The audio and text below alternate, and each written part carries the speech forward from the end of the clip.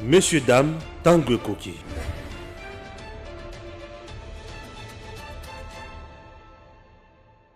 C'est le deuxième numéro du jour. Après Patrick et Alé, je suis avec Maître Richard Bondo. Avec lui, nous allons toujours analyser les questions d'actualité dans notre pays. Vous connaissez l'affaire Chebeya.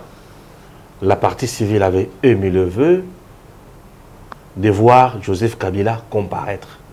Je ne sais pas, un témoin, renseignant, inculpé, je ne sais pas. Alors, la haute cour militaire a dit quoi? Quelles sont les possibilités? C'est fini, Joseph Kabila reste toujours un homme protégé? Ça, c'est la première thématique. La deuxième, vous savez également que dans l'affaire Rossi Mukendi, on a déjà condamné Major Karine. Oui, nous allons suivre encore les détails. Les impressions de l'un des avocats majeurs de ces procès-là. 2. 3. Ambongo le cardinal monte au créneau, fustige le pouvoir ou le régime de Félix Tshisekedi. Pour lui, le peuple congolais est abandonné. Pourquoi un chef peut dire Mbokessi Koufa? En dehors de cette troisième thématique, nous allons ajouter la quatrième, qui est la dernière, crise au sein de l'UDPS. Qui dit vrai, qui dit faux? Chers compatriotes, ce sont des questions d'actualité. Certainement, nous allons évoquer aussi d'autres points essentiels qui pourront bien sûr surgir dans cette émission. Entre autres, nous allons parler de l'IA et puis parler aussi des CEAC. Voilà, c'est parti. Maître Richard, bonjour. Bonjour Stéphane. Vous êtes le coordonnateur du collectif des avocats de la partie civile dans le procès Chebeya. Vous avez demandé la comparution de M. Joseph Kabila, ancien président de la République démocratique du Congo, sénateur à vie aujourd'hui. Pourquoi et vous avez été motivé par quoi? Vous savez, lorsque Mouilambé comme prévenu, comparé devant la haute cour et fait des déclarations qui citent le sénateur à vie, notre ancien président de la République. Selon la loi que lui-même a signée le 26 juillet, a promulgué le 26 juillet 2018, soit 4 mois avant son départ, est appelé président de la République honoraire. Cité dans une audience publique par un prévenu. L'article 14 du pacte international relatif aux droits civils et politiques, pacte auquel la RDC est partie,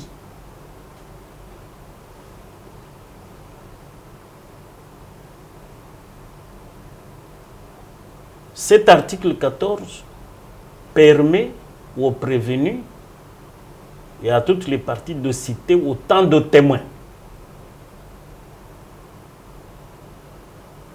Mais parce que chez nous, dans notre système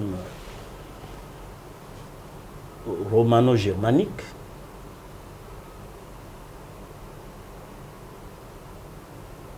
le débat contradictoire est le cœur de justice selon ce qu'enseigne l'éminent juriste français, Maître Robert Badinter. Le débat contradictoire. Est-ce que la haute cour devait se fier simplement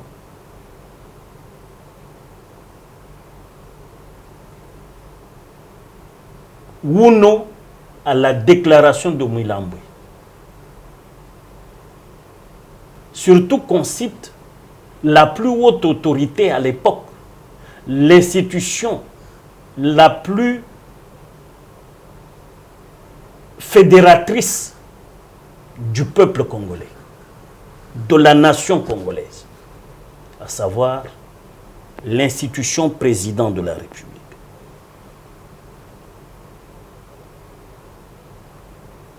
incarné à l'époque dans la personne du sénateur à vie actuellement, Joseph Kabila Kabange.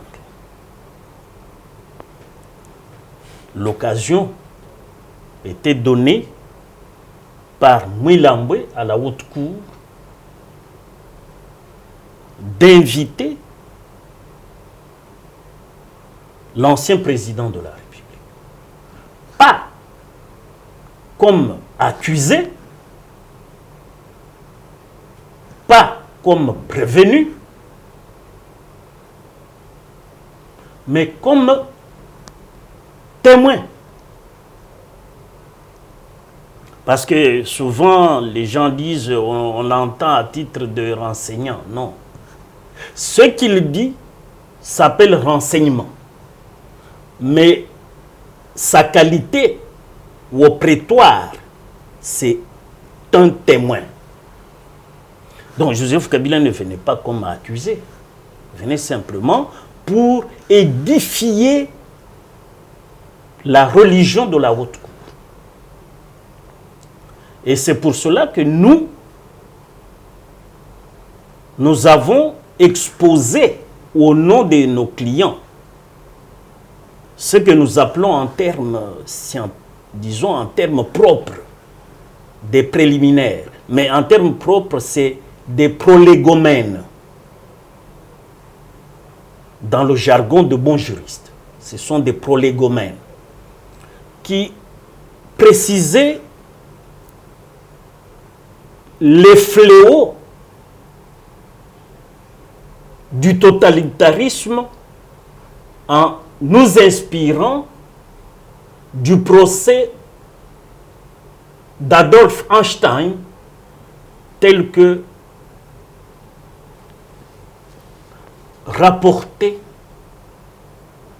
par une philosophe, Hannah Arendt, née en Allemagne, naturalisée française, puis devenue américaine jusqu'à sa mort. Dans son ouvrage Totalitarisme et banalité du mal, cette philosophe démontre comment Adolphe Eichmann, jugé d'avril 61 au 13 décembre 1963 à Jérusalem,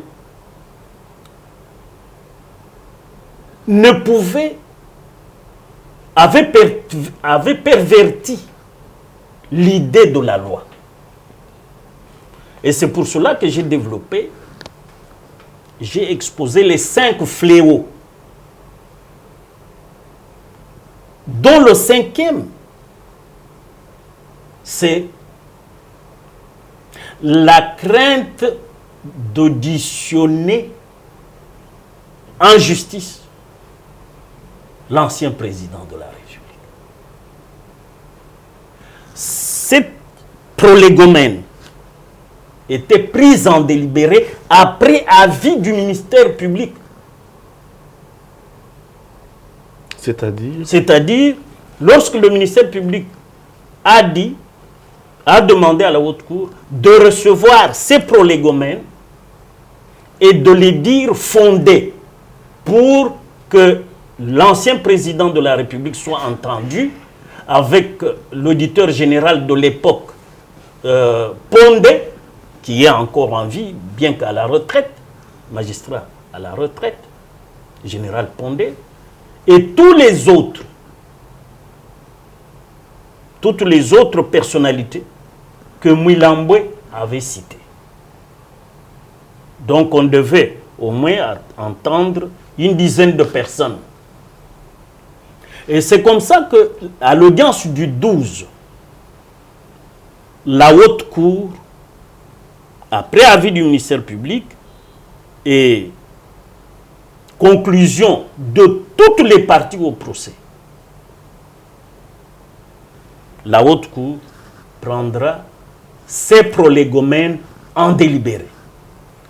Quand on prend une affaire en délibéré, oui, ça veut dire quoi? Et ça veut dire qu'on va, le juge examine, oui, et se prononce par un jugement lorsqu'il s'agit des juridictions inférieures, mais comme on était à la haute cour, c'est par un arrêt. Très bien. Et l'arrêt doit être conforme à l'article 21 de la Constitution, qui dit tout jugement, au premier alinéa, tout jugement doit être écrit et motivé. Très bien. C'est pour cela que, au moment où le président ouvre l'audience,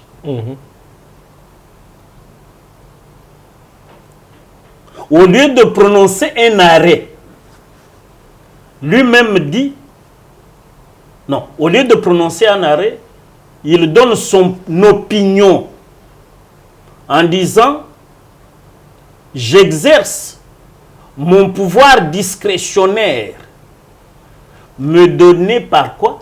Par l'article 249, alinéa 1er du Code judiciaire militaire, qui dit le président est investi du pouvoir discrétionnaire dans la direction des débats et dans la recherche de la vérité.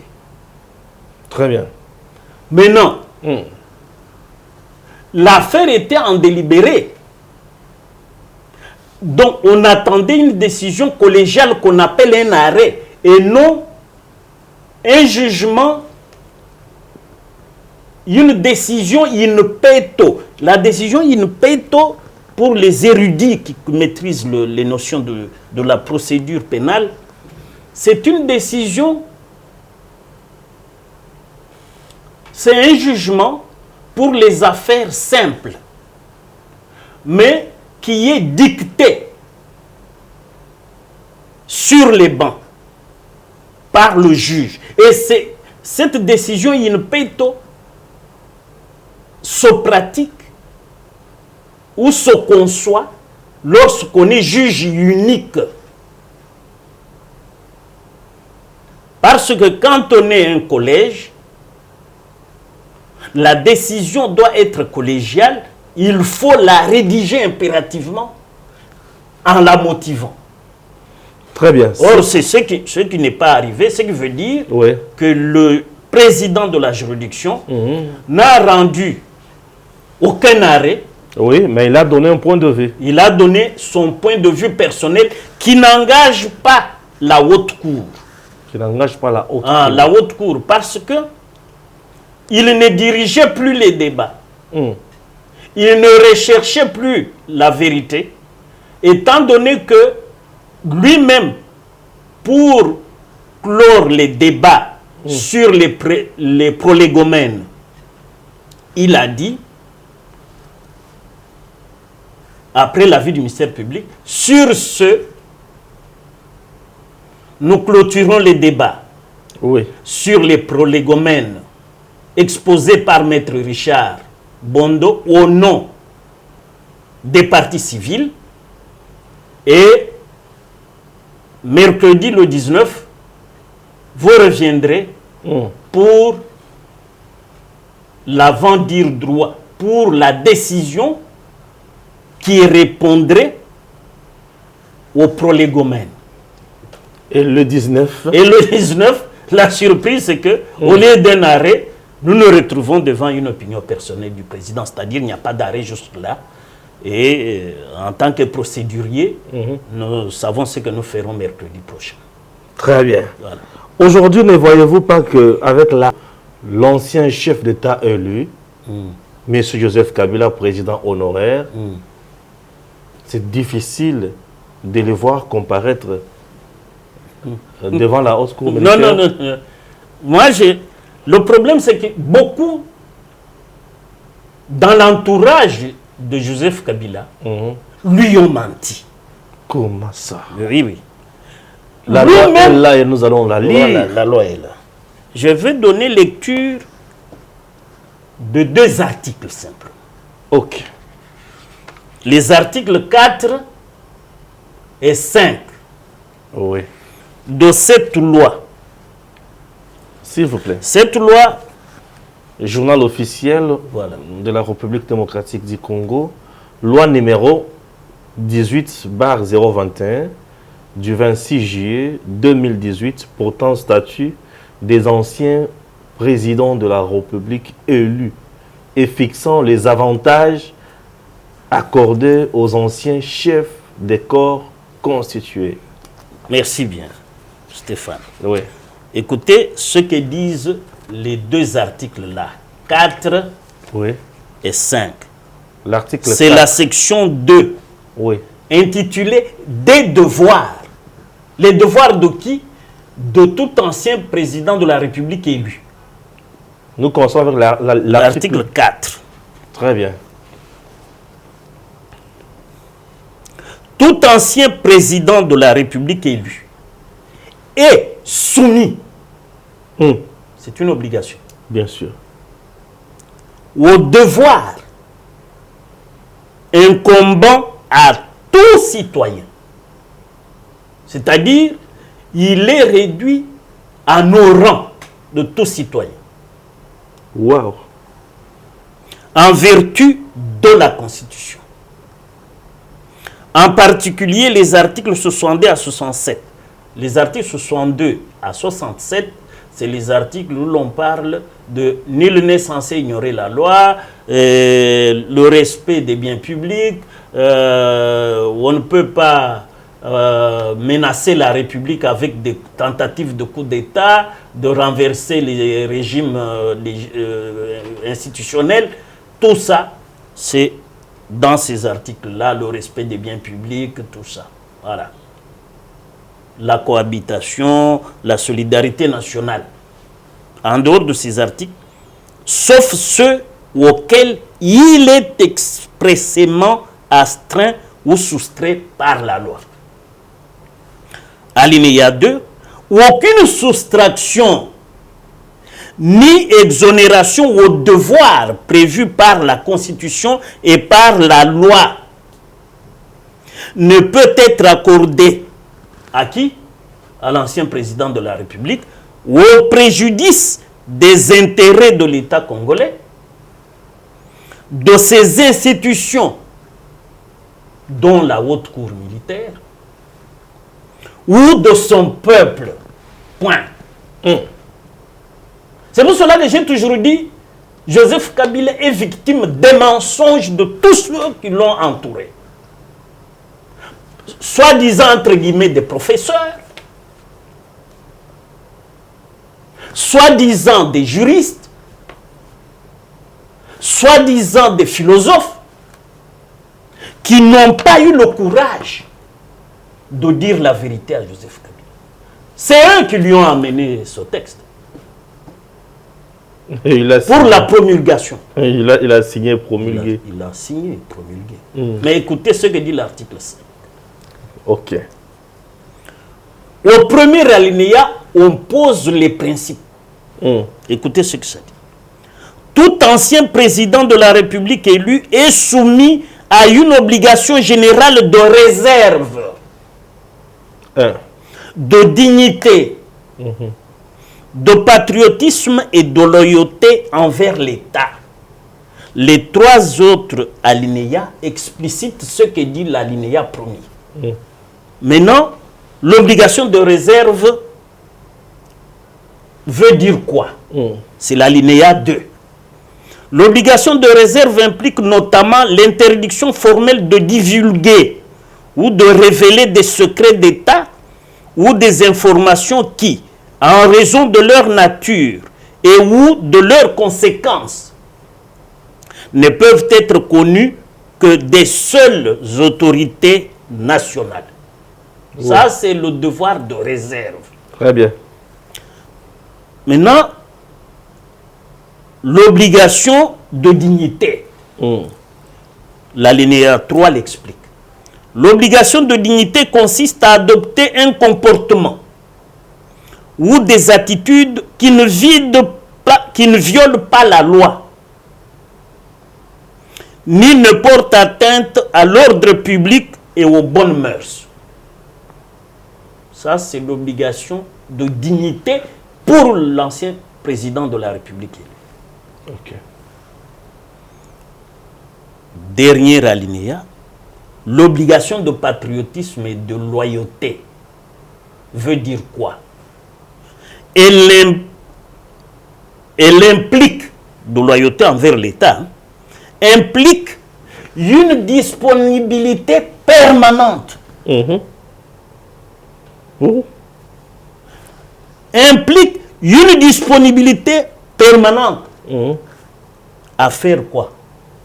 À faire montre d'une fidélité sans faille envers la nation, envers le peuple congolais et envers les institutions de l'État. La Haute Cour est-elle une institution de l'État conformément à l'article 68 de la Constitution, oui ou non? Oui, bien sûr.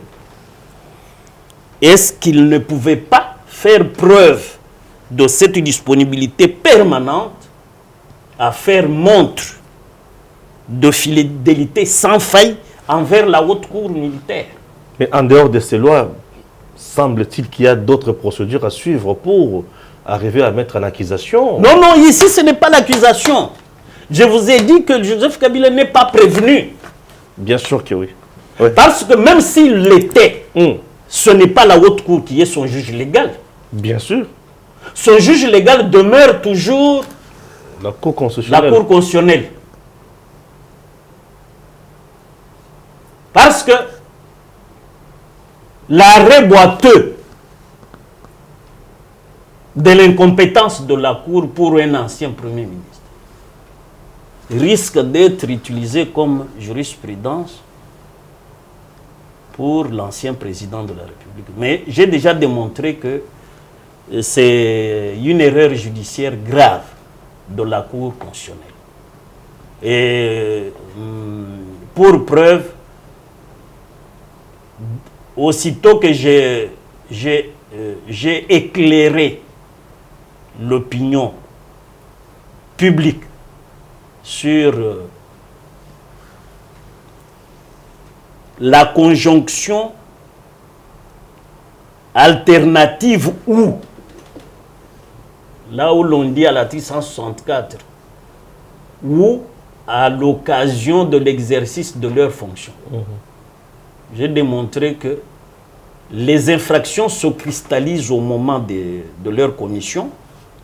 Et comme à l'époque, l'ancien Premier ministre Matata était Premier ministre, fut Premier ministre, on ne pouvait pas dire poursuivi pour les faits commis à cette époque-là, pendant cette période-là, quand il exerçait les fonctions de Premier ministre, qu'on dise non, c'est un ancien Premier ministre, comme il est sénateur, il va à la Cour de cassation. Non, c'est une erreur inacceptable pour la Haute Cour. Pourquoi vous souhaitez à tout prix que M. Joseph Kabila vienne faire son témoignage là-bas? Vous cherchez quoi dans son témoignage? Mais c'est l'application de l'article 14. Je ne refuse pas vos motivations à vous. Nos motivations? Oui. C'est pour qu'il vienne dire, il peut venir dire qu'il n'en sait rien, que Mouilamboué a menti. Ça va nous édifier. Parce que Mouilamboué, lui, est prévenu. Oui. Et c'est pour, au nom de la vertu du débat contradictoire. Parce que moi, je peux vous citer comme la personne qui m'a poussé à commettre telle infraction. Il faut que vous soyez entendu pour que la cour qui me juge ou le juge qui doit statuer sur mon cas sache effectivement que vous étiez l'auteur intellectuel ou pas de l'infraction que moi j'ai commise. C'est ça. Donc, ici, c'est la vertu du débat contradictoire, tel que nous l'enseigne Robert Badinter, un juriste de très haute facture. Vous espérez que le mercredi prochain, en introduisant les recours, bien sûr, au niveau de la Haute Cour militaire... Nous n'allons plus introduire le recours. Oui, vous allez faire quoi? Nous avons des mécanismes pour que la Cour nous donne d'abord notre arrêt. Nous, ce que nous recherchons, Parce qu'il n'y a pas d'arrêt. L'affaire, les prolégomènes sont en délibéré jusqu'à aujourd'hui. Ce que le président a fait, en avouant même, assis au milieu de ses collègues, juges, en avouant que non, c'est sa position discrétionnaire, c'est pour frustrer le collège. Vous donnez raison cette fois-ci au président de la République, Félix Tshisekedi, qui disait que les magistrats, les avocats, les juges et les autres sont sur le banc des accusés.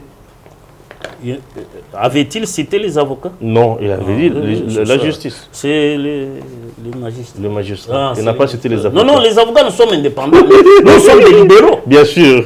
Oui, c'est comme vous les journalistes. Vous êtes indépendants, nous sommes indépendants. Très bien, très bien. C'est dans la gestion de la justice comme pouvoir judiciaire, troisième pouvoir, très bien, conformément à l'article 149 de la Constitution, que le chef de l'État a été en quelque sorte déconcerté par le comportement des magistrats. Avec ce qui vient de se faire, de se passer, on peut parler de pots de vin plutôt, dans ce dossier. Moi, j'ai beaucoup de respect pour les juges militaires. Oui. Les juges militaires... C'est pas question de dette morale. Non, ça doit... Ah, voilà. Là, peut-être. Dette morale envers Joseph Kabila. C'est lui qui les avait nommés. Oui, oui. Les élever même au grade de ceci, peut-être. Il lui reste c'est ce qu'on appelle en droit la crainte révérentielle. Mais eux, ils doivent faire preuve en tant que juges d'ingratitude légitime. Ok. L'ingratitude positive, légitime. Pourquoi? Vous m'avez nommé. Certes, oui. Pour exercer les fonctions d'État. Oui. Mais vous m'avez nommé parce que c'est votre devoir républicain de me nommer. Vous, il vous est interdit de me donner un ordre manifestement illégal. Pourquoi? Parce que je ne vais pas l'exécuter et la Constitution, à son article 28, me donne ce droit-là de ne pas exécuter votre ordre manifestement illégal. Très bien. Voilà. Toujours dans les dossiers au niveau de la justice, quittons celui qui semble se terminer en queue de poisson.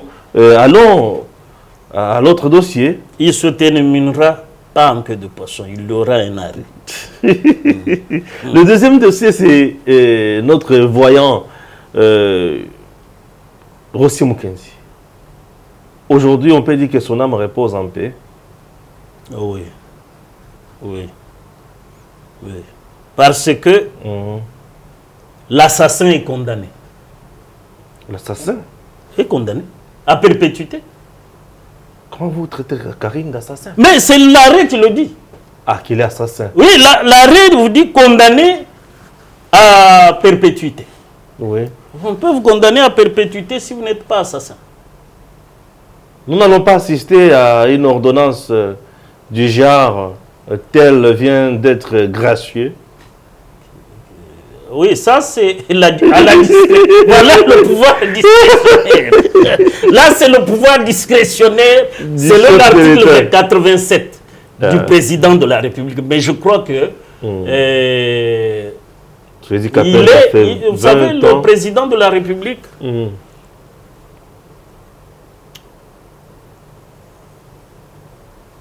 a évolué dans un moule des humanistes. Le parti dont il est issu fait partie de l'international et membre de l'international socialiste. C'est-à-dire que c'est des humanistes. Dans un dossier où il y a eu crime de sang, je ne vois pas le président de la République.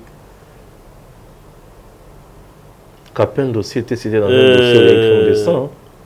Aujourd'hui, il est libre avec ses gardes. Disons, recourir à sa clémence. C'est tout. Sa magnificence pour dire je gracie. Là où il y a crime de sang, je ne pense pas. Merci. Voilà, là, on peut sauter directement. Il a tout dit.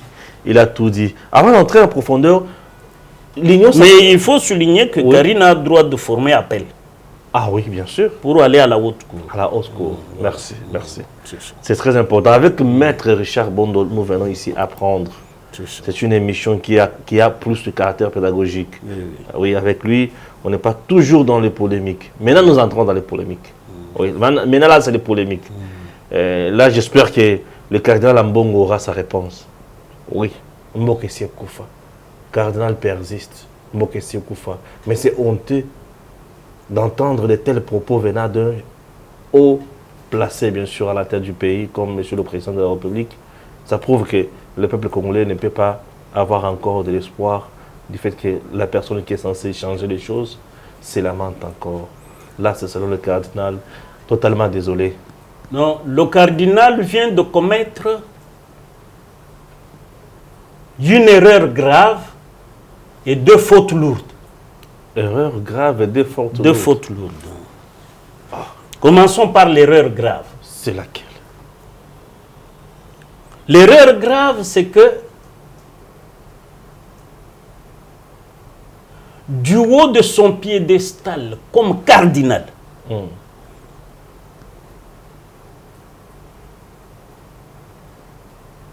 c'est quelqu'un qui a fait les belles lettres, Ok. qui sait décrypter une sémantique ou faire même de l'épistémologie. Ok. D'ailleurs, le président le dit en lingala, sa langue. C'est pour cela que je dis que c'est une erreur grave. La langue maternelle de Ambongo. Le lingala. Le lingala. Le président dit Tokutimboka yakoku feloko même yakoyi baizate tozobunda poto pomboka et renaître. C'est-à-dire le président n'a pas dit qu'il a abandonné, qu'il a abdiqué à son serment d'être toujours au service du peuple congolais. Fidèle serviteur. Oui. Et c'est pour cela que, parce que fidèle serviteur, yé azobunda na équipe na yé, pomboka e zonga, et lungona kukufa. Ça, Ambongo ne peut pas me regarder moi dans les yeux et me dire qu'il n'a pas compris le lingala là du président. Parce que le président ne l'a pas dit en français. Donc, Ambongo a commis une erreur grave parce que là, il a menti au peuple alors que le lingala est sa langue maternelle. Je dis bien le lingala, la langue maternelle du cardinal Ambongo. Si moi, dans la langue maternelle, le Tchoulouba, j'ai compris la pensée du président, je ne l'ai pas galvaudé. Parce que même ce que je dis là, vos téléspectateurs vont dire, Maître a dit vrai. Mais lui, qui est Mungala, et je le renvoie maintenant à Kengo Adondo, Mungala comme lui. Kengo? Kengo l'a dit en français, devant Kibambi Shintoa, on sait même. Votre doyen. Bien sûr, le doyen. C'est le père. Kengo Adondo répond à Kibambi pour dire le pays est détruit.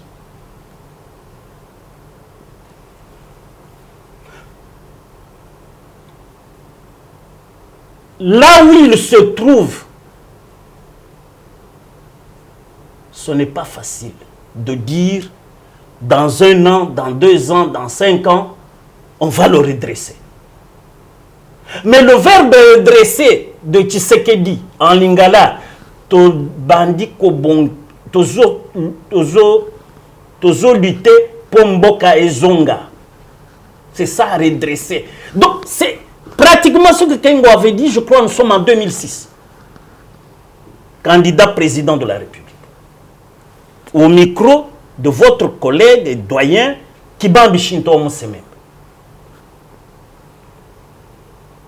Pourquoi Ambongo n'a jamais levé le petit doigt? Nous étions sous le cardinal Echeo.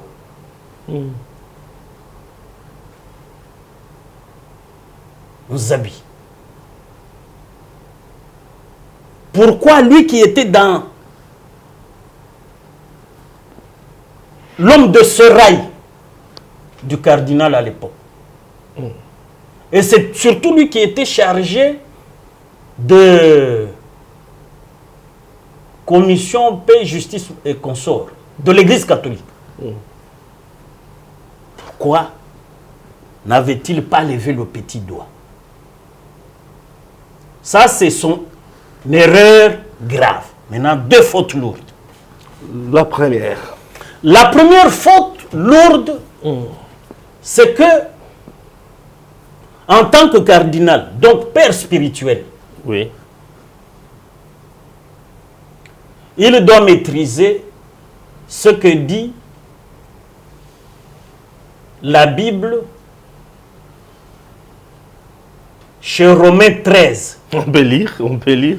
C'est très important. C'est Romains 13, oui.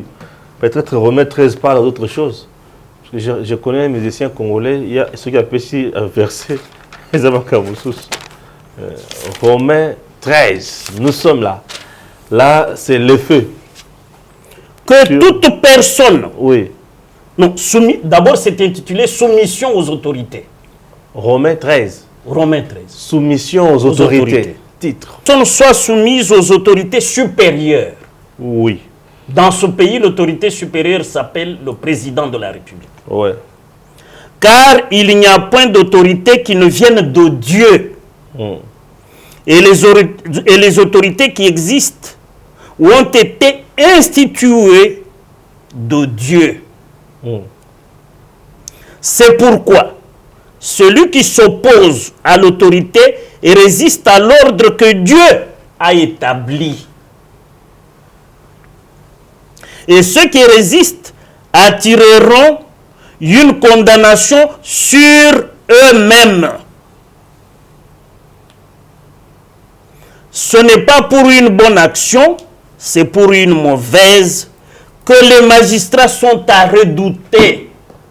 Ici, la faute lourde, c'est que Ambongo, qui a outragé le président de la République, qui a offensé le président de la République. Ambongo a offensé. Oui, mais quand il dit que le président est démissionnaire, vous savez ce qu'il dit là? Quand il dit donc le peuple n'a plus de rempart, c'est ce qu'il veut dire. C'est que le président est démissionnaire. Waouh. Et c'est de l'outrage? C'est offense au chef de l'État. Okay. Alors, ça c'est la première faute lourde. La deuxième. La deuxième faute lourde, c'est que Cardinal Ambongo est réputé parjure. C'est-à-dire, il doit être frappé de félonie. C'est-à-dire encore félonie, parjure, oh là, oh là. Il a violé son serment d'être dans la vérité pour servir Dieu. Il n'est pas dans la vérité en disant ça? Non, mais je vous ai démontré que c'est un mensonge. Oui, oui. Donc, monsieur le cardinal n'est pas dans C'est la ça vérité. la deuxième faute lourde. D'être parjure.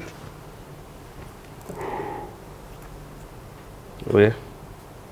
C'est-à-dire il a manqué au respect de son serment d'être dans la vérité pour servir Dieu. Voilà les deux fautes lourdes Du cardinal Ambongo Ambongo. et une erreur Oui. grave. Très bien. Nous passons à un autre point. Ah oui. Crise à l'UDPS. Il y a crise. Les fédéraux, les députés nationaux, les députés provinciaux, ça tire de partout. Je ne sais pas comment dire ou quoi dire. Kabound a-t-il péché? Kabound a-t-il franchi la ligne rouge? Kabound s'est-il enterré politiquement ou quoi? C'est un dossier que Maître va aussi devoir analyser, bien sûr, toujours avec sa permission. Hein. Ouais. Maître, vous avez aussi un autre dossier. Ça chauffe là, l'UDPS. Vous savez, je ne sais pas, ça risque de fragiliser le chef de l'État. Vous savez, oui, oui.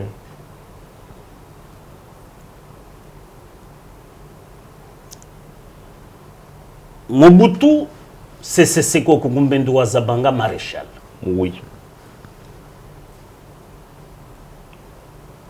S'était battu pour, contre l'apartheid. Et il avait pesé dans sa balance pour la libération de Nelson Mandela.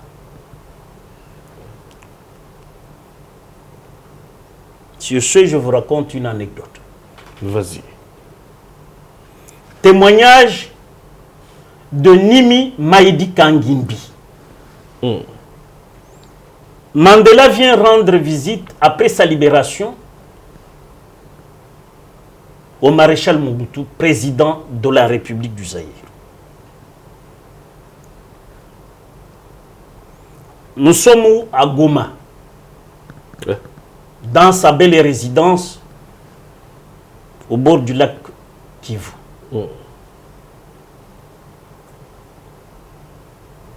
Nimi est témoin d'une réponse que Mandela donne au président Mobutu.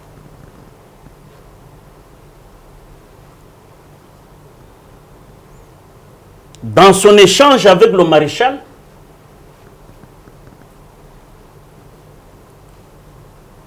Mandela dit, c'est noté dans l'ouvrage de Nimi Maïdi Kangimbi sur ce qui est sa vérité.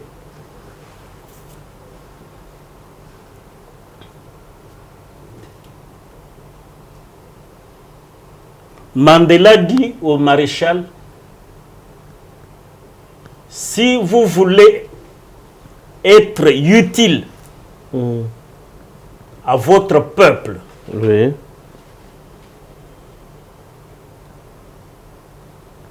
Il y a des situations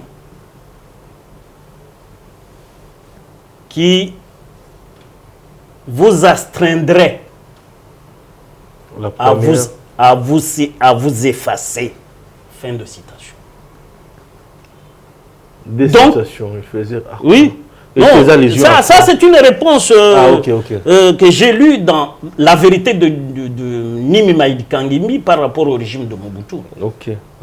Qu'il avait servi, hein, le régime, il était DIRCAB, il était ministre, il était même au service des renseignements. Donc Nimi Maïdi Kangimbi, Joseph. C'est pour dire quoi?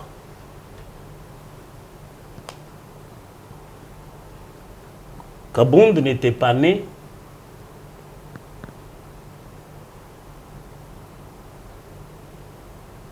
président de l'UDPS.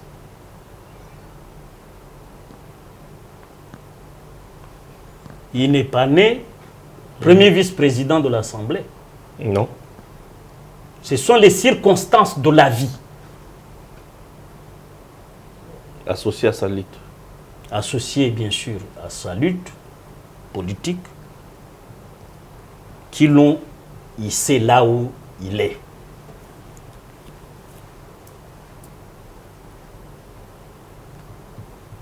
Mais comme on ne peut pas s'opposer au destin, pour moi, ce serait sage qu'il accepte de s'effacer un peu. Kabound. Oui.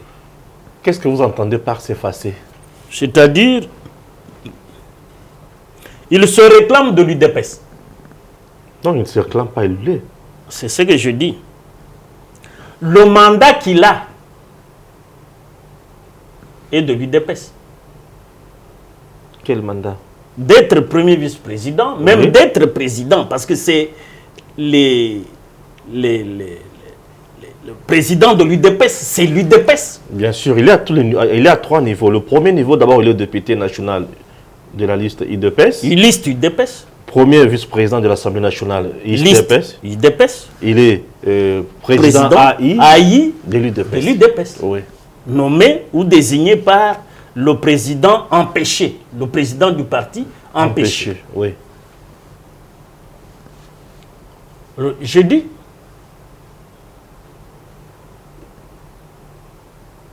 il peut maintenant chercher à vivre, non, à accepter cette humiliation.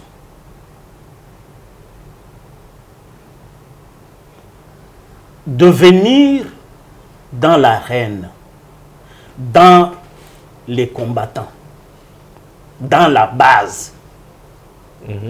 Parce que moi, je me rappelle,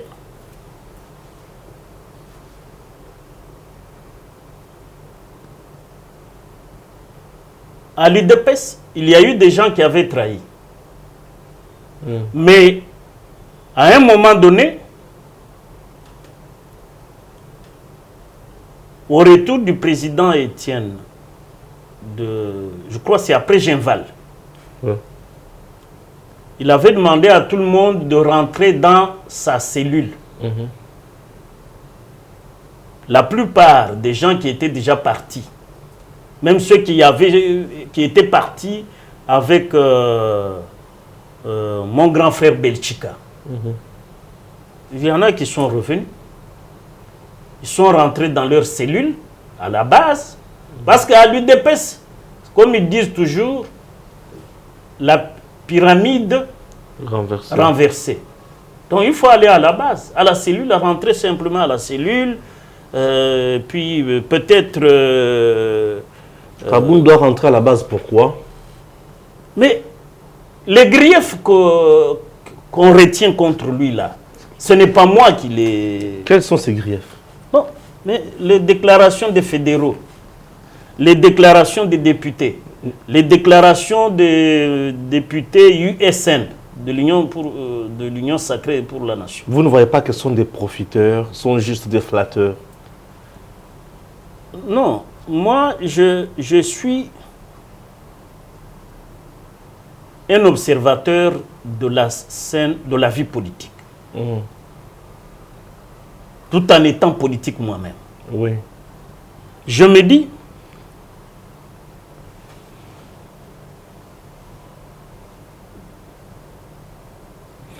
dès lors que tous les députés de l'Union sacrée le désavouent, Les désavoués au niveau de l'Assemblée nationale. oui, dès lors que les députés provinciaux, du moins ceux de la ville de Kinshasa, parce que lui est élu de Kinshasa, Il est de moi en bas. provincial, il est De député moi en bas. national. Oui, oui, c'est ce que je dis. Il y a des coups bas si vous ne comprenez pas.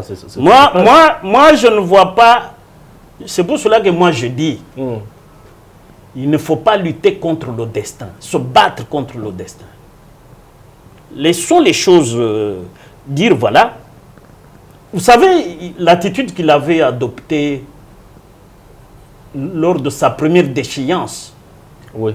comme premier vice-président de Mabunda. Oui, il avait tweeté, Oui. toujours, il avait tweeté, Oui. il avait parlé. Oui, mais c'est ce que je dis. Il avait parlé. Il avait fait profil bas. Non, mais il Parce avait que parlé. non, mais quand il est sorti, il est sorti. Il n'en a pas fait vraiment un problème. Il a travaillé dans l'ombre. Oui. Et finalement, Mabunda est parti. C'est cette attitude-là qu'il doit encore adopter. Faire un profil bas, dire, bon, les gens ne veulent plus de moi. Parce que même s'il reste,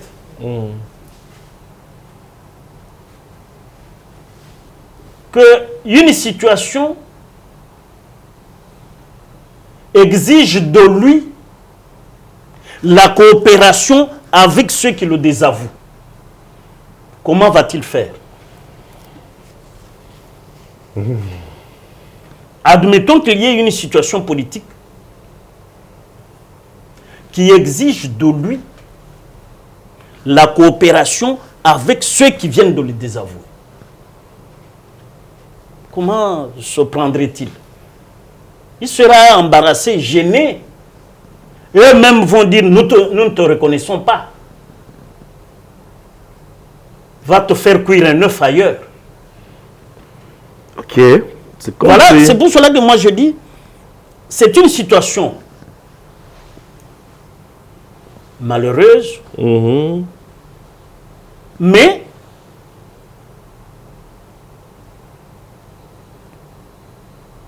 il reste un acteur politique. Il peut accepter pendant un temps de s'effacer. Peut-être les mêmes diront, pour cette tâche, rappelons Kabound, il reviendra très fort. Mais quand il veut faire un bras de fer avec ceux qui pourraient lui donner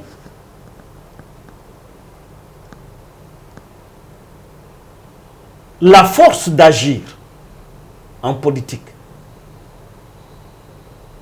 on dirait qu'il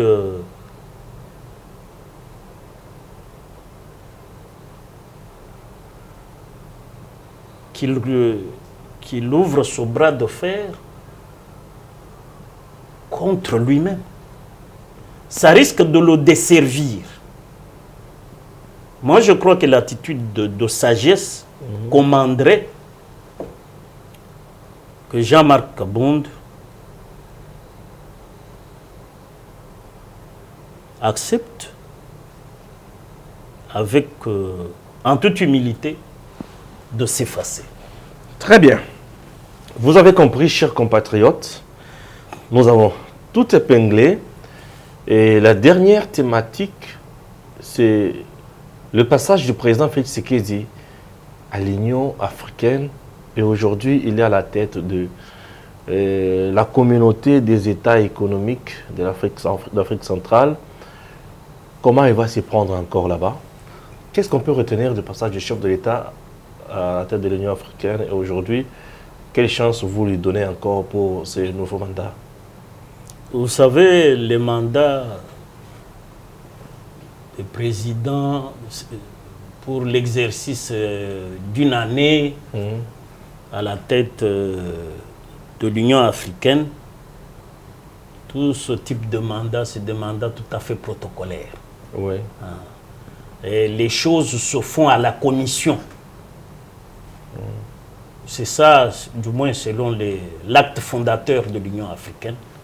Le président, il est certes président de l'Union, mais il n'est pas l'exécutif de l'Union. C'est la commission qui a ce pouvoir-là. Alors,